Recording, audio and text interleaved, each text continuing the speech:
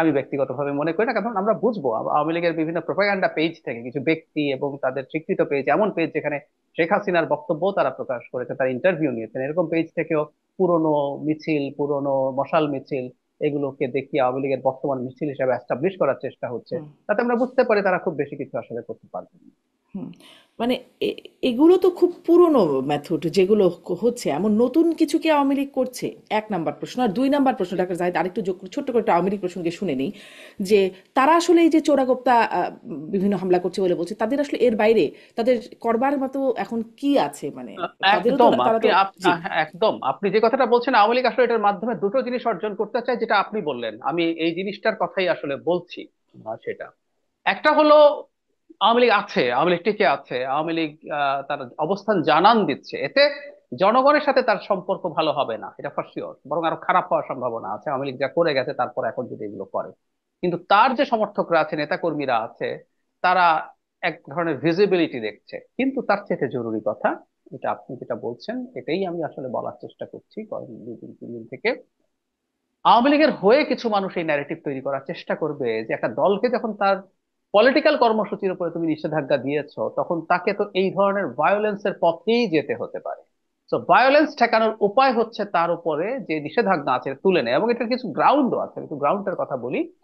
কিছুদিন আগে human rights watch আরো 5টা মানবাধিকার সংস্থার সাথে বাংলাদেশ নিয়ে একটা রিপোর্ট করেছে, সেখানে আওয়ামী লীগ প্রসঙ্গে তারা যেটা বলছেন, তারা আসলে এখন আমাদের কথাই বলেছেন। আমরা প্রায় একটা কথা বলতাম যে কোনো রাজনৈতিক দলকে এক্সিকিউটিভ অর্ডার দিয়ে নিষিদ্ধ করা উচিত না। আপনি আইনের মানুষ, আপনি খুব ভালো মতো জানেন যে এক্সিকিউটিভ অর্ডারে অপর পক্ষের আসলে কোন রকম তার আত্মপক্ষ সমর্থনের সুযোগ থাকে না। সেই জন্য আমরা সবসময় বিচারের কথা বলেছি। তো আওয়ামী লীগকে নিষিদ্ধ করার জন্য সরকারও বলছে বিচার করবে, আইসিটিতে আওয়ামী লীগকে দল হিসাবে দেখা হবে, তারা দল হিসাবে মানবতা বিরোধী অপরাধ করেছে কিনা, যদিও সেটার কোনো অগ্রগতি আমরা এখন পর্যন্ত দেখিনি। কিন্তু সেই সময়টা যতদিন তাদের বিচার শেষ না হয়, তাদের কর্মসূচি নিষিদ্ধ করা হয়েছে কিন্তু এক্সিকিউটিভ অর্ডারে। এবং এই কারণে আওয়ামী লীগ আসলে এবার নির্বাচনে পার্টিসিপেট করতে পারছে না। হিউম্যান রাইটস ওয়াচ আসলে এই পয়েন্টটাই ধরেছে যে তুমি তো এক্সিকিউটিভ অর্ডার যে কোনো সময় তুলে নিতে পারো, বিচার বিচারের মতো করে চলুক। হুম। টেকনিক্যালি বলছি, বিচার বিচারের মতো করে চলবে, এক্সিকিউটিভ অর্ডার তুলে নাও, ও ওর কর্মসূচি পালন করবে।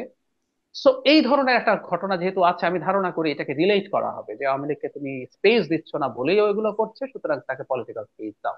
এই চাপ সরকারের উপর সম্ভবত আসতে যাচ্ছে। জি। মাহমুদা হাবিবা, আপনার কাছ থেকেও একটা এটা শুনবো এই ছোট করে আওয়ামী লীগের প্রসঙ্গে, এবং তার তার আগে যে প্রশ্নটা ছিল যে আপনারা আসলে তাওয়া ঠান্ডা করার জন্য কিছু করছেন কিনা সেই প্রসঙ্গে যাব। টেবিলে আলোচনার সুযোগটা কি আর আছে কিনা, বা কিভাবে সেটা হতে পারে, আগে যদি ছোট করে বলেন যে আওয়ামী লীগ আসলে মানে যে প্রশ্নটা করছিলাম, বা আন্তর্জাতিক মহল থেকেও যেটি বলা হচ্ছে যে তারা আসলে কি করবে, শারমিন, তাদের আমি এক রাজনীতিটা। সেকেন্ড একটা একটা জিনিস একটু বলি, হাবিবা আপার বলুক। মানে তাওয়া ঠান্ডা করার প্রশ্ন আসছে, তাওয়া যদি গরম হয়, তাওয়া গরম হয়েছে বলে আমার ও, মনে গরম হয় না। হয় নাই? আওয়াজ টাওয়াজ আছে, আমরা গতকাল সমাবেশ দেখলাম, তারা সরকারকে আচ্ছা। বিরাট চাপ দেবে। 8টা সংগঠন মিলে, এর মধ্যে অন্তত 2টা সংগঠন, জামাত এবং হুম হুম। ইসলামী আন্দোলনের মোটামুটি একটা ভালো সংখ্যা সমর্থক আছে বলে মনে হয়, তা বিরাট এরিয়া নিয়ে দাঁড়িয়েছেন, কিন্তু মাঝখানে পুরো ফাঁপা ফাঁকা, চিজের ভেতরে যেমন ফাঁপা থাকে বড় বড় অনেক চিজের, ঠিক সেরকম দেখা গেছে। সুতরাং তাওয়া গরম আসলে হয়েছে বলে আচ্ছা। আমি মনে করি না। আচ্ছা, তার মানে তাওয়া গরম হয় নাই, আপনাদের ঠান্ডা করতে হবে না, কিন্তু তাওয়া যাতে গরম না হয় সেজন্য না, আপনারা কিছু না, করবেন কিনা, না। মাহমুদা হাবিবা। জি, আপনার কাছে যাই।